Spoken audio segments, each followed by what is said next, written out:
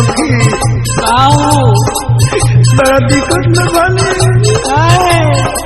ए मर्द की आदत छूटेगा नहीं। क्यों? कि पुष्पा उठेगा नहीं जमाइल करे या नाराइल करे।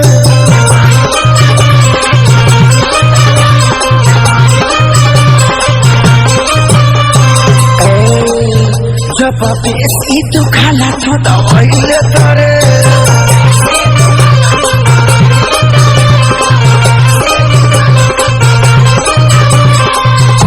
ओकरा के देखौलू ना ले गए रहने एक दिन पिल्ला के डॉक्टर लगे। डॉक्टर साहेब मांगे ले न हछुआ, डॉक्टर साहेब मांगे ले न हछुआ। अरे राजा जी के कछुआ में मरला बकछुआ।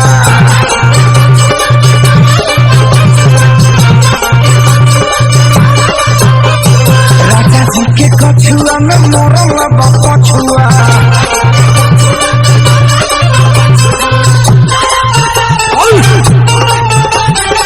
अरे दिया हो बदाती की दिया।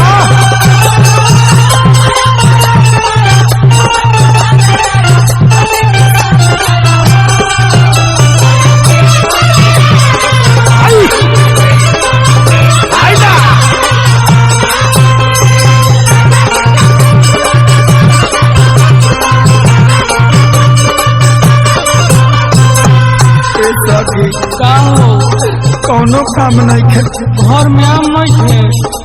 जहिया से आइल बा गरमी के सीजन तहिया से बेसी छोड़े ले ऑक्सीजन।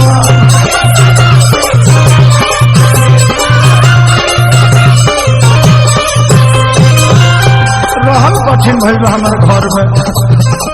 देखला देखिया के करे लेके जान का जाने का बाटे कररी जान।